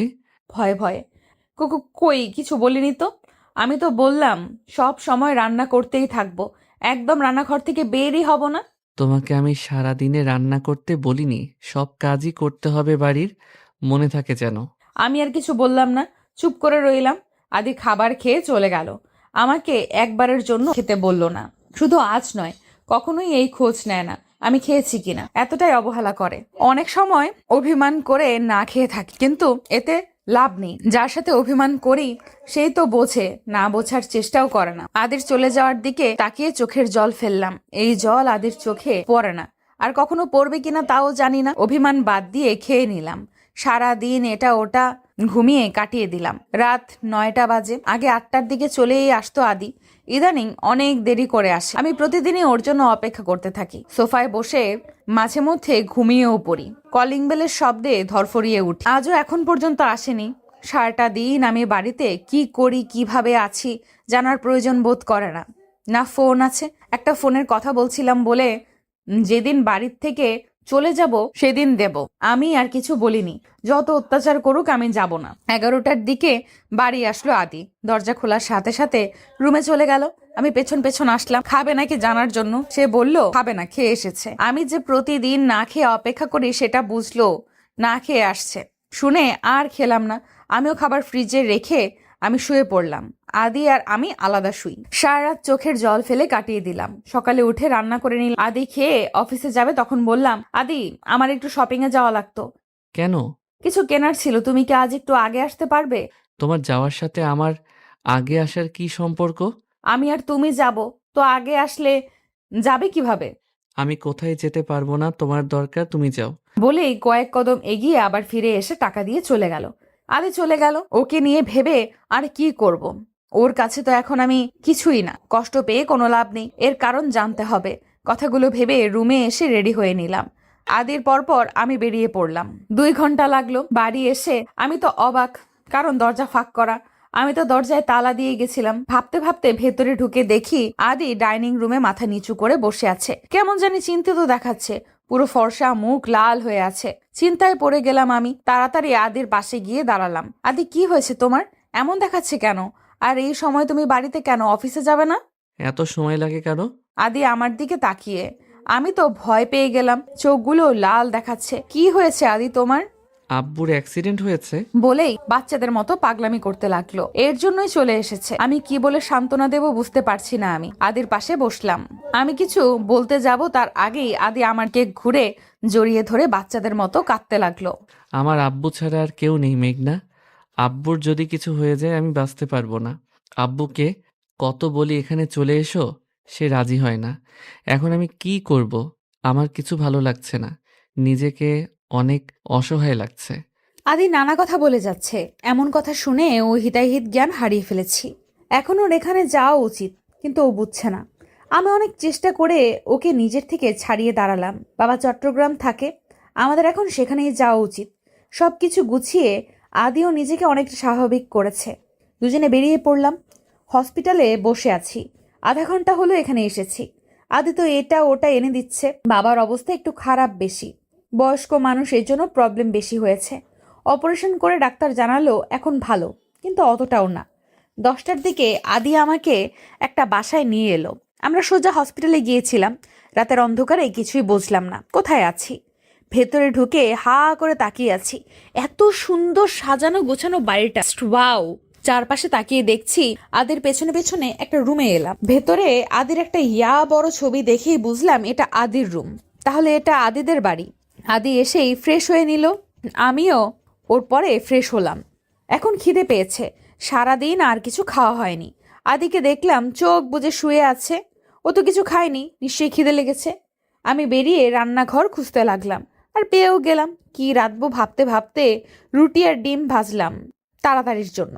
রুমে নিয়ে এলাম খাবার। আদির মনের অবস্থা ভালো নেই। খাবার রুমে নিয়ে এলাম। আদির চোখ তো বন্ধ, ঘুমিয়ে পড়তো নাকি? আদি, আদি ওঠো, খেয়ে নাও। শরীরের ধাক্কা দিয়ে আদি চোখ মেলে তাকালো, কিন্তু কিছু খাবে না বলছে। আমি বারবার বলছি, সে খাবে না। জোর করে উঠে বসালাম, তারপর মুখে খাবার ঢুকিয়ে দিলাম। অনেক জোরাজুরি করতে হয়েছে আমাকে, কিন্তু আমি হার মানিনি। বেশি খাওয়াতে না পারলেও অল্প খেয়েছে। আমিও খেয়ে দিয়ে সব গুছিয়ে রাখলাম। আদি তো ওর পাশে আমাকে শুতে দেবে না। এখন শুভ কোথায়? আমি তো এখানে কিছু চিনিও না। নিচে শোয়ার জন্য বিছানা করতে লাগলাম। হঠাৎ আদি আমাকে আটকে বলল ওর সাথে শুতে। কিছু বুঝলাম না, কিন্তু মন থেকে অনেক খুশি হয়েছি। আদিকে আমাকে মেনে নিচ্ছে, তাহলে হয়তো, নইলে ওর সাথে শুতে বলতো না। দাঁড়িয়ে দাঁড়িয়ে কথাগুলো ভাবছিলাম। সব উঠিয়ে উপরে শুতে গেলাম। আমার সব আশায় জল ঢেলে আদি মাঝখানে একটা কোল বালিশ রেখে অন্যদিকে ঘুরে শুয়ে পড়লো। আমি আর কি করব, আমিও শুয়ে পড়লাম। মাঝরাতে হঠাৎ মনে হচ্ছে কেউ আমার কপালে নরম কিছু দিচ্ছে, কারো কান্নার আওয়াজ, কিছু বলছে। আমার তো ভয় করছে। ঘুমের রেশটা ভালো করে কমে এলো। এখন কথা ভালো করে বুঝতে পারছি, এটা তো আদির কণ্ঠ। এত রাতে আদি কি বলছে? আদি অনেক কিছু বলছে। ওর চোখে পানি আমার হাতেও পড়ছে। এতে না তাকিয়েও বুঝতে পারছি ও কান্না করছে। এত কিসের কষ্ট ওর? আর বলছে আমাকে নাকি ভালোবাসে, কিন্তু ভালোবাসলে আবার কিন্তু কেন? কিছু গড়বড় আছে, আমাকে সেটাই জানতে হবে। কেন নিজের সাথে আমাকে কষ্ট দিচ্ছে? কথাগুলো ভাবতে ভাবতে কখন ঘুমিয়ে পড়েছি বুঝতে পারিনি। সকালে ঘুম থেকে উঠে নড়তে পারছি না। কেউ আমাকে আষ্টে পৃষ্ঠে বেঁধে রেখেছে। কানে কারো হার্টবিটের শব্দও আসছে। কিছু বুঝতে পারছি না কি হচ্ছে। আস্তে আস্তে চোখ মেলে তাকালাম। এ তো আদি আমাকে একদম নিজের সাথে জড়িয়ে রেখেছে। বিয়ের প্রথম দিন, আর আজ এভাবে ঘুম থেকে উঠে আদিকে এত কাছে দেখে অনেক ভালো লাগছে। এখন আর আমার চিন্তা নেই। আদি যে আমাকে ভালোবাসে সেটা আমি জেনেও গেছি। ও আমাকে কষ্ট দেওয়ার জন্য স্বীকার করার কত নিষ্পাপ লাগছে দেখতে। একেবারে বাচ্চাদের মতো করে জড়িয়ে আছে, মনে হয় ছেড়ে দিলেই পালিয়ে যাব। আমি ওর মুখে হাত দিয়ে কাছ থেকে দেখছি। কি মনে করে যেন ওর গালে একটা চুমু দিয়ে বসলাম। ও জেগে গেলে বা আর কখনো সুযোগ পাবো নাকি, তাই মনের ইচ্ছা পূরণ করে নিলাম। হঠাৎ আদি নড়ে উঠল। আমি সঙ্গে সঙ্গে চোখ বুজে ফেললাম। ও হয়তো ভাবছে আমি ঘুমিয়ে আছি। আমাকে সাবধানে নিজের থেকে সরিয়ে উঠে গেল। আমি চোখ ফাঁক করে সব দেখছি, কিন্তু কিচ্ছু বলিনি। আগে আমার জানতে হবে এমন করার কারণ, তারপর সব। এখানে এসেছি 3 দিন হলো। আজ বাবাকেও বাড়ি নিয়ে আসা হয়েছে। এখন অনেকটা সুস্থ। আমাকে প্রথমে চিনেনি, পরে আদি সব বলেছে। অবাক করার বিষয়, উনি একটু রাগ করেনি। এতদিন হলো তাকে না জানি বিয়ে করেছে, সে কিচ্ছু বলল না। আমি তো ভেবেছি সে হয়তো সব জানে, কিন্তু এখন বুঝলাম কিচ্ছু জানতো না। আদি বিয়ের আগে বলেছিল বাবাকে সব জানিয়েছে, কিন্তু সেটা মিথ্যা ছিল। বাবাকে সকালের নাস্তা খাইয়ে বাড়িটা ঘুরে দেখতে ইচ্ছে হলো। 3 দিন হলো এসেছি, বাড়িটা ঘুরে দেখা হয়নি। হসপিটালে যেতে হয়েছে, বাড়িতে সময়ই কাটাইনি। সবার আগে ছাদে চলে গেলাম। ছাদটা অনেক সুন্দর, নানা রকম ফুল দিয়ে ভরা একটা দোলনাও আছে। আমি গিয়ে দোলনায় বসলাম। অনেক সুন্দর তো। এগুলো করেছে কে? আদি কি ফুল পছন্দ করে নাকি বাগানেও ফুল, ছাদেও ফুল? আদির পছন্দ মনে হয়, কিন্তু ও যে বলেছিল ও ফুল বেশি পছন্দ করে না, তাহলে এত ফুল গাছে কেন বুনে রেখেছে? চিন্তায় পড়ে গেলাম, কিন্তু কিছুই মাথায় আসছে না। ছাদ থেকে নেমে চোখ পড়ল আদির পাশের রুমে এই রুমটায় একবারও যাওয়া হয় নাই। একবার রুমে আসি, ঘরের দিকে যেতে লাগলাম, দরজা খুলে ঢুকে গেলাম। অন্ধকার রুমটা, লাইট অন করব এমন সময় ঝড়ের গতিতে কেউ হ্যাচকা টান দিয়ে রুমের বাইরে নিয়ে এলো। আমি তো কিছুই বুঝতে পারলাম না কি হলো। আদি আমাকে রুমে এনে ঠাস করে মেঝেতে ফেলে দিল। পড়ে গিয়ে মাথায় একটু ব্যথাও পেলাম। অবাক হয়ে আদির দিকে তাকিয়ে আছি। তোর সাহস কি করে হলো ওই রুমে ঢোকার? আমি কিচ্ছু বুঝতে পারছি না, এত রাগার কি আছে? সামান্য একটা রুমে গিয়েছি বলে। কি হলো, কথা বলছিস না কেন? আর যদি ওই রুমে যেতে দেখি, সেই দিনই চলে যাবি এই বাড়ি ছেড়ে। এমনিতেও আর বেশি দিন থাকতে পারবি না, কারণ খুব শিগগিরই ডিভোর্স পেপার আমার হাতে চলে আসবে। ডিভোর্সের কথা শুনে তো আমি আটকে উঠলাম। আদি আমাকে ডিভোর্স দেবে? আদির আর কোনো কথা আমার কানে যাচ্ছে না, শুধু একটা কথাই কানে বাজছে, ডিভোর্স। এত কিছু করেও কি আমি আদির মন ঘোরাতে পারলাম না? কি করে বলতে পারলো আদি এই কথাটা? এইভাবেই নিচে কিছুক্ষণ বসে রইলাম, কিন্তু বসে থেকেই কি হবে? কেউ কি আসবে দেখতে? না। তাই নিজেই কষ্ট করে উঠে দাঁড়ালাম। ওইদিকে বাবার খাওয়ারও টাইম হয়ে যাচ্ছে। আদিকে আর দেখলাম না, কোথায়ও কথাগুলো বলে বেরিয়ে গেছে। আমিও আর কিছু ভাববো না, অনেক ভেবেছি। এই হয়তো সব ঠিক হয়ে যাবে। না, কিছু ঠিক হবে না। আর হয়ওনি। 4 মাসের উপরে হয়ে গেছে আদির মধ্যে আমি কোনো পরিবর্তন দেখিনি। এই কয়েকদিন একটু বিশ্বাস ছিল আমাকে ভালোবাসে, কিন্তু তাও মিথ্যা হয়ে গেল। ভালোবাসলে ডিভোর্সের কথা বলতে পারতো না। বাড়ির সবার কথা অনেক মনে পড়ছে, অনেক। একটা ফোনও নেই যে একটু কথা বলবো। বাথরুমে গিয়ে ফ্রেশ হয়ে এলাম। আয়নার সামনে দাঁড়িয়ে আছি, কপালে কেটে গেছে। কিছু সময় দেখে বাদ দিলাম। রান্না করতে গেলাম। রান্না শেষ করে বাবার রুমে খাবার নিয়ে গেলাম। বাবা চোখ বুজেছিল, আমার যাওয়ার সাথে সাথে চোখ খুলে তাকালো। কিরে, সকালে পর আর এলি না যে? আসলে এই, তোর মাথায় কি হয়েছে রে? দেখি, এদিকে আয় তো। ও কিছু না বাবা, এমনি। আমার থেকে কিছু লুকাবি না, আমি তোকে ছেলের বউ না মেয়ে ভাবি, তাই বাবার কাছে বলবি না? মিথ্যে কোথায় বললাম? তাহলে বল, কি হয়েছে? ব্যথা পেলি কিভাবে? কি করে সত্যি কথা বলবো? না, সত্যিটা বলা যাবে না। বেখেয়ালি হয়ে পড়ে গিয়েছিলাম। একটু দেখে চলবি তো, কি হয়েছে দেখছিস? অনুটাও এমন ছিল, একটু অসাবধানে চলাফেরা করতে খালি। আর বললাম না কিছু। আমি চিন্তায় পড়ে গেলাম। আবার অনুটাকে বাবার দিকে তাকিয়ে দেখি চোখ দিয়ে পানি পড়ছে। বাবা অনুকে, বাদ দে ওসব, এদিকে এসে বস তো, আমি ওষুধ লাগিয়ে দিচ্ছি। তুমি খেয়ে ওষুধ খাও তো, আমি পরে লাগিয়ে নেবনি। আমার কথা শুনলই না, জোর করে ওষুধ লাগিয়ে দিল, নিজের আব্বুর মতো করে আদর করে। কিন্তু অনু নামটা মাথা থেকে যাচ্ছে না। কে এই অনু? আর আদি বা এমন অদ্ভুত আচরণ করলো কেন? ওই রুমে যাওয়াতে কি আছে? কেন জানি মনে হচ্ছে ওই রুমে গেলে আমি অনেক প্রশ্নের উত্তর পাবো। ওই রুমে আমাকে যেতেই হবে। কথাগুলো রুমে বসে ভাবছিলাম। কারোর রুমে প্রবেশে বাস্তবে ফিরি। তাকিয়ে দেখি আদি চোখ মুখ ফুলে আছে। এসে একবার আমার দিকে তাকিয়ে বাথরুমে চলে গেল। আমি একবার তাকিয়ে চোখ ফিরিয়ে নিয়েছি। সব সময় খারাপ ব্যবহার করে। আমি কথা বলি, তবুও এবার আর না। থাক তুই তোর মতো। আনকেয়ার ভাব নিয়ে বসে আছি। আদি ফ্রেশ হয়ে এসে খাটের কোনায় বসলো। একবার আমার দিকে তাকায় তো একবার ফোনের দিকে তাকায়। অনেকক্ষণ হয়ে গেল ওইভাবেই বসে আছে। আমিও কি করব, টপ করে শুয়ে পড়লাম। এটা হয়তো ভাবেনি যে আমি এখন শুয়ে পড়ব, কারণ আদি খাওয়ার আগে এইভাবেই বসে। আমি খেতে ডাকলেই খেতে যায়। আজ আর ডাকছি না, অবাক হয়ে তাকিয়ে আছে। আমি আর উঠিনি, আদিও ডাকেনি। মাগরিবের আজান শুনে জাগনা পেলাম। আশেপাশে তাকিয়ে দেখি আদিকে দেখতে পেলাম না। পরদিন আদি সকাল সকাল ঢাকা গেল। ওই অফিসে যেতে হবে কোন এক দরকারে। আমি আর কথাই বলিনি। এই সুযোগ ওই রুমে যাওয়ার, দেখতে হবে কি আছে। রুমের সামনে দাঁড়িয়ে আছি, ব্যথাটায় চোখ নিয়ে, কারণ সামনে তালা ঝুলানো। শিওর আদির কাজ এটা। কি করা যায় এখন? ঢুকবো কি করে? আবার রুমে এসে সব জায়গায় চাবি খুঁজতে লাগলাম। না, কোথাও নাই আদি। সকালে যে শার্ট পরেছিল ওইটা সোফায় ছিল। কি মনে করে যে ওইটা হাতে পকেটে পেয়ে গেলাম চাবিটা। খুশিতে আমার নাচতে মন চাইছে এখন। দ্রুত চাবি নিয়ে ওই রুমে ঢুকলাম। লাইট অন করে বাচ্চাদের রুমের মতো একদম পুরো রুমে পুতুল দিয়ে ভরা। আমি কি পাবো এখানে? আর রুমটা কার? এই ঘরে আসার জন্য আদি এত রিয়াক্ট করলো কেন? কিছু মাথায় আসছে না। দেওয়াল একটা ছবি দেখে অবাক হলাম। একটা মেয়ের ছবি। কে এই মেয়ে? আমার মনে হচ্ছে চিনি, কিন্তু কোথায় দেখেছি? কিছুক্ষণ ভেবেই মনে পড়ে গেল এই মেয়ের ছবি তো ভাইয়ার ফোনে দেখেছিলাম। নাম অনু বলেছিল। কিন্তু এখানে এই মেয়ের ছবি কেন? আদির সাথে কি সম্পর্ক তার? একটা ডায়েরি চোখে পড়লো। কৌতূহল নিয়ে ডায়েরিটা হাতে নিলাম। অনুর ডায়েরি, কিন্তু এটা এখন পড়া যাবে না। ডায়েরিটা আমি নিয়ে যাই, আবার পরে রেখে যাবনি। হঠাৎ বাইরের ভেতরে কয়েকটা পেজ দেখতে পেলাম। পেজগুলো বের করে হাতে নিলাম। এটা তো এই ডায়েরির পেজ, এখানে কেন? ছেঁড়া হয়েছে মনে হচ্ছে। আমি ওই পেজগুলো নিয়ে এলাম। রান্না শেষ করে বাবার কাছে গেলাম।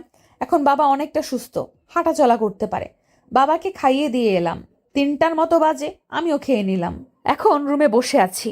একবার ডায়েরিটা পড়ার কথা ভাবছি তো আরেকবার আদির কথা ভাবছি। এই বুঝি এসে পড়ে। না, আর বসে থাকতে ভালো লাগছে না। উঠে ডায়েরিটা নিয়ে বসলাম। এখানে তো আদির কথাও আছে। তার মানে অনু আদিরই বোন। এতদিনের সম্পর্ক ছিল, আমি জানতেই পারিনি। ডায়েরি পড়ে এটা বুঝতে পারলাম, এই সেই মেয়ে যাকে ভাইয়া ভালোবাসতো। কিন্তু সে কোথায় এখন? বিয়ের পর তো কখনো দেখিনি, আর এখানে আসার পরও না। ভাইয়া তো আর কিছু বলেনি। অনেক ডেসপারেট হয়ে গেছিল সেই ঘটনার পর। এখানে তো আমাদের বাড়ি যাব পর্যন্ত আছে। তাহলে আদি কি এই ডায়েরি পড়েই ভাইয়াকে ভুল বুঝেছে? না, আমাকে ওর ভুল ভাঙাতে হবে, কিন্তু কারণটা তো আমার জানতে হবে। আর যদি অনুর সাথে একবার আমার দেখা হতো, ওই তো বলতে পারতো। হঠাৎ ডায়েরির ছেঁড়া পেজের কথা মনে পড়লো। ওইখানে কিছু থাকতে পারে। ওই পেজগুলো নিয়ে পড়তে লাগলাম। ওই দিনের ঘটনা। অনু 7টা পর্যন্ত এখানে বসে রইল। না মেঘের আসার নাম ও গন্ধ নেই। রাগ হচ্ছে প্রচন্ড। বারবার কল করছে, কলও রিসিভ করছে না। এখন ফোনটা বন্ধও বলছে। এখন ওর রাত হয়ে গেছে। বাড়িতেও বলে এসেছে সামিয়াদের বাড়ি যাবে, কিন্তু এখান থেকে তাদের বাড়ি কাছে, সামিয়াদের বাড়ি দূরে। কিন্তু এখন বাড়ি যাওয়া যাবে না। সামিয়াকে কল করে জানিয়ে দিল ও আসছে। সামিয়া অনেক কিছু জিজ্ঞেস করতে চেয়েছিল, কিন্তু অনু বলেছে ও এসে সব বলবে। কল কেটে দিয়ে উল্টো দিকে যেতে লাগলো। সামিয়াদের বাড়ি ওই দিকেই। হঠাৎ পেছনে কারো পায়ের আওয়াজ পেল। বারবার পেছনে তাকাচ্ছে, কিন্তু কাউকে দেখছে না। এখন তার ভয় করছে, কিন্তু কি করবে? ভয় করলেও এখন যত দ্রুত সম্ভব সামিয়াদের বাড়ি যেতে হবে। রাস্তাটা পুরো জনশূন্য, কোনো মানুষের আনাগোনা দেখা যাচ্ছে না। যত এগিয়ে যাচ্ছে মানুষও কম দেখছি। আর একটু গেলেই অটো স্ট্যান্ড। ওখানে যেতে পারলে আর চিন্তা নেই, একেবারে সামিয়াদের বাড়ি। ভয়ে ভয়ে এগিয়ে যাচ্ছে। হঠাৎ কেউ পেছন থেকে তার মুখ চেপে ধরলো। অনুর চোখ বেঁধে দিল। সে তো ছুটার জন্য ছটফট করছে, কিন্তু ছুটতে পারছে না। অন্য কিছু দেখতেও পারছে না, কারণ তার চোখ বাঁধা। তারা তাকে মনে হয় গাড়িতে উঠিয়েছে। কিছু ছেলেদের কণ্ঠ শুনল, তারা বাজে কথা বলছে। এখনো বুঝতে পারছি এরা খারাপ লোক। ওর সাথে কি খারাপ কিছু করবে? অনু নিজেকে বাঁচাবে কিভাবে? ভয়ে তার হাত পা ঠান্ডা হয়ে যাচ্ছে। নড়াচড়া করছে, চিৎকার করতে চাইছে, কিন্তু তার হাত মুখ চোখ সব বাঁধা। কি করবে? শেষ রক্ষা আর করতে পারিনি। নিজেকেও সেদিন ওই লোকগুলো অনু সব শেষ করে দিয়েছিল। এইটুকু পড়ে আর পড়ার মতো অবস্থা নেই। আমার চোখ দিয়ে অঝরে পানি পড়ে যাচ্ছে। এমন খারাপ কিছু আছে কল্পনাও করিনি, আর পড়িনি। ডায়েরি সামনে নিয়েই ভাবছি সেদিন ভাইয়া কেন যায়নি। সেদিন মেঘ খুশি মনে বাড়ি থেকে বেরিয়ে যায়, বাড়িতে সবাইকে সব জানিয়ে।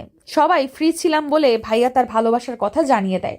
সেদিন আমি আর মা তো সেই খুশি, ভাইয়াও খুশি মনেই হয়। কিন্তু অপেক্ষা করতে করতে রাত 10টা বেজে যায়, কিন্তু তার কোনো খবর নেই। ফোন দিলেও ধরে না। সারা রাত পার হয়ে যায়, কোনো খবর আসে না। সবাই চিন্তায় পড়ে যায়। 5টার দিকে একটা ফোন আসে, সেটা ভাইয়ার নাম্বার দেখেই আমি, মা, আব্বু খুশি হয়ে ফোন রিসিভ করি, সাথে রেগেও যাই।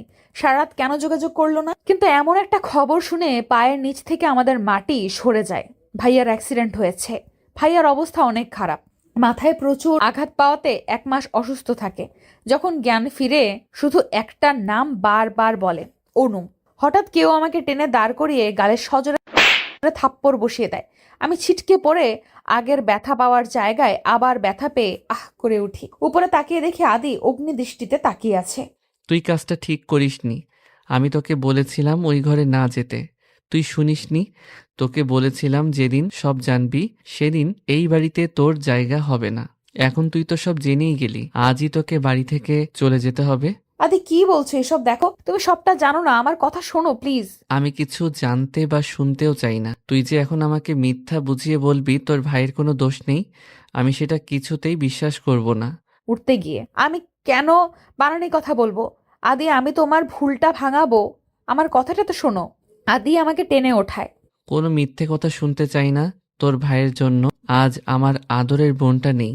তোর ভাই আমার বোনকে ঠকিয়েছে, মিথ্যা আশ্বাস দিয়ে নষ্ট করে দিয়েছে, যার জন্য সুইসাইড করতে হয়েছে। যার গায়ে কোনোদিন ফুলের টোকাও লাগতে দেই নাই তাকে কষ্ট দিয়েছে, কোনোদিন আমি তোদের ক্ষমা করব না। আমার পুরো পরিবার শেষ হয়ে গেছে তোদের জন্য। আমার মাও চলে গেছে মেয়ের শোকে। এই জন্যই তো তোকে পালিয়ে নিয়ে এসে বিয়ে করেছি। তোর পরিবারের সবাই আমাকে মেনে নেবে বলেছিল। আমি তাদের সাথে খারাপ ব্যবহার করি, যার জন্য মেনে নেয়নি। আমার পরিবারের সব শেষ। এখন তোর পরিবারে কেউ ভালো নেই, কেউ না। সবাই চিন্তা তোর বাবা হসপিটালে ভর্তি আছে। আমি আর শুনতে পারছি না। এত কিছু করেছে আদি, আর আমি কিছু বুঝতে পারলাম না। যেখানে আমার ভাইয়ের কোনো দোষই নেই, তার জন্য এত কিছু। মানছি ওনার সাথে খারাপ হয়েছে, তাই বলে না জেনে আমাদের সাথে। আদি, তুমি অনেক বড় ভুল করছো। যে দোষ আমার ভাই করেইনি, তার জন্য তুমি এত কিছু করলে। তোমার সবকিছু জানা দরকার। তোর মিথ্যে কথাই ভুলবো না আমি। কোনো ভুল করিনি, ডায়েরি পড়েই সব জানতে পেরেছি। তুমি তোর আর কোনো কথা শুনতে চাই না। ডিভোর্স পেপার আর 1 সপ্তাহ পর আসবো ভেবেছিলাম, সেই দিনই তোকে কিন্তু না, আজই তোর চলে যেতে হবে। আদি, আমার কথা শোনো, তুমি ভুল করছো। আমি কোনো ভুল করছি না, চলো। বলেই আমাকে টেনে নিয়ে যেতে লাগলো। আমি বারবার আমার কথা শুনতে বলছি, কিন্তু আদি কোনো কথাই শুনছে না। আমাকে ভুল ভাঙানোর কোনো সুযোগই দিচ্ছে না। নিজেকে এত অসহায় লাগছে বলে বোঝাতে পারবো না। আমাদের চেঁচামেচির শব্দ বাবার কানেও চলে গেছে। ওইখান থেকেই ডেকে যাচ্ছে। আমিও বাবাকে ডাকছি। সে আসলে হয়তো আদি ছাড়বে, কিন্তু আদি আর কিছু না। দরজার কাছে এনে আমাকে বের করে দিল। আদি, প্লিজ এমন করো না। সন্ধ্যা হয়ে গেছে, আমি এখন কোথায় যাব বলো? প্লিজ আমার কথা ভালোভাবে শোনো। তারপরও যদি তোমার বিশ্বাস না হয়, কাল আমি নিজেই চলে যাব, কিন্তু আজকে না, প্লিজ। না, কিছু শুনবো না, চলে যা তুই যেখানে খুশি। বলেই আদি দরজা আটকে দিল। কোথায় যাব, কি করব, কিছু বুঝে উঠছি না। ওইখানেই বসে পড়লাম। চিৎকার করে বলতে ইচ্ছে করছে, কেন আদি, কেন তুমি আমার কথা শুনলে না? কেন যে দোষ আমরা করিনি, সেই জন্য শাস্তি পাচ্ছি। একবার যদি আদি আমার কথাগুলো শুনতো, ওর ভুল ভাঙতে পারতো। কিছুক্ষণ বসে রইলাম এই ভেবে আদি হয়তো আসবে। এই রাতে আমি কোথায় যাব, কি করব ভেবে 10 মিনিটের মতো হয়ে গেল, তার কোনো খবর নাই। এদিকে আদিরও আমায় তাড়িয়ে ভালো লাগছে না। সামনে যতই বলুক, মন থেকে তো সেও ভালোবাসে, কিন্তু বোনের জন্য তা মানে না। এখন বোনকে নিয়ে টেনশন হচ্ছে, আবার বোনের কথা ভেবে নিজেকে শক্ত করছে। রুমে বসে ভাবছে ওর কথাগুলো। বাবা এলো হঠাৎ, তাকে জিজ্ঞেস করলো কি হয়েছে। প্রথম থেকে সব বলল বাবাকে। সিসি, তুই এমন কাজ করবি আমি ভাবতে পারিনি। যদিও এই ছেলেটার দোষ, কিন্তু তাই বলে মেয়েটাকে কষ্ট দিয়ে তোর কি লাভ হলো? মেঘনার কি দোষ সেখানে একজন অন্যজনের সাথে? তুই এগুলো কিভাবে করলি? তাহলে তোর আর ওর মধ্যে পার্থক্য কি রইলো? বাবা আদিকে অনেক বকে চলে গেল। কথাগুলো আমার কানে বাজছে। সত্যি কি আমি ভুল করছি? না, আমি কেন ভুল করব? ওদের জন্য আজ আমার আদরের বোন নেই। কিন্তু যতই বলি মেঘনাকে তো আমি ভালোবাসি। এই সময় ও কোথায় যাবে? মাথা নিচু করে কথাগুলো ভাবছিল আদি। হঠাৎ ডায়েরিটা চোখে পড়ল। ডায়েরিটা হাতে নিল। এখান থেকে তো জেনেছিল। হঠাৎ কয়েকটা পেজ হাতে এসে পড়ল। এগুলো তো পড়া হয়নি আদির। পেজগুলো পড়তে লাগলো আর চমকে উঠল। ও কত বড় ভুল করেছে এখন বুঝতে পারছে। 5 বছর পর। মাম্মা, মাম্মা, আপু কোথায়? আপু তো অফিসে। আজ তো আমার জন্মদিন। আপুকে অফিসে যেতে মানা করেছিলাম না। জরুরি কাজে গেছে আম্মু, তুমি যাও রুমে, একটু পরেই এসে যাবে। আরশি রেগে চলে গেল। এতক্ষণ কথা বলছিল আরশি আর আমি। আরশির 4 বছর, আদি আর মেয়ে আরশি। আপনারা হয়তো ভাবছেন আমাদের মিল হলো কিভাবে। সেদিন আদি অনেক খুঁজেও আর আমাকে পায় না। নিজের ভুল বুঝতে পারে আদি। ভালো করে না জেনে কত বড় অপরাধ করেছে। পরদিন বাড়ি যায় আর সেখানেই পায় সবার কাছে ক্ষমা চায় নিজের ভুলের জন্য। সবাই ক্ষমা করলেও আমি ফিরেও তাকাইনি। সবাই অনেক বুঝিয়ে শুনিয়েও আমাকে রাজি করাতে পারে না। 1 মাস আমি আর আদির কাছে আসি না। আদি অনেক ক্ষমা চায় নিজের এমন ভুল আর কখনো করবে না বলে। অবশেষে আমি মেনে নেই আদিকে। সে জানতো আদি ফিরে আসবে। আদি তার করা ভুলের জন্য নিজের ভালোবাসার মানুষকে বেশি দিন ফিরিয়ে দিতে পারবো না। কারণ আমি সত্যিই ভালোবেসেছিলাম আর এখনো বাসি, তাই ফিরে এসেছি। কিন্তু এমনি না, সবাই মিলে আবারও বিয়ে দেওয়া হয়। আদি ভয়ে ভয়ে রুমে ঢুকছে, কারণ সে জানে তার মেয়ে এখন রেগে ফায়ার হয়ে আছে। দরজার কাছে গিয়ে উকি দিয়ে দেখে রেগে বসে আছে। আদি মেয়ের সামনে গিয়েই কানে হাত দিয়ে, সরি, এই কানে ধরছি। আদির কানে হাত দিয়ে আরশি একবার তাকিয়ে রাগী ভাবে অন্যদিকে ঘুরে গেল। কি হলো, আমার আম্মুটার কি আমার সাথে কথা বলবে না? সরি বললাম তো, অনেক দরকার ছিল, নয় কি আমি যেতাম। তোমার কোনো কথা শুনবো না আমি। আচ্ছা তাহলে আমি এই গিফটটা নিয়ে চলে যাই। কেউ তো আমাকে ভালোই বাসে না, গিফটটা আর কাকে দেব? আদি চলে যেতে নিলে আরুষি দৌড়ে এসে গিফট চাইতে লাগলো। আদি জানতো গিফটের কথা বললেই এনার রাগ ভাঙবে। আমাদের বাড়ি থেকে সবাই আসে, ভালো করেই কেটে যায় অনুষ্ঠানটা। রাতে আরুষি ঘুমিয়ে পড়েছে। আমি জানলা দিয়ে বাইরে তাকিয়ে আছি, হঠাৎ পেছন থেকে কেউ জড়িয়ে ধরলো। আমি জানি এটা কে, আমি ওভাবেই রইলাম। তুমি কি আমাকে এখনো মন থেকে ক্ষমা করতে পারো নাই মেঘনা? হঠাৎ এই কথা? জানি না কেন জানি মনে হলো কথাটা সত্যি করে বলবে। ভালোবাসি তোমায় সেই আগের মতোই, কিন্তু ওই মুহূর্তের কথা মনে পড়লেই। প্লিজ মনে করো না ওইসব। আদি আমাকে ওর দিকে ঘুরিয়ে কপালে একটা চুমু দিল। সমাপ্ত। প্রতিদিন ভালোবাসার নতুন নতুন গল্প পেতে চ্যানেলটি সাবস্ক্রাইব করে পাশে থাকা বেল বাটনে ক্লিক করুন।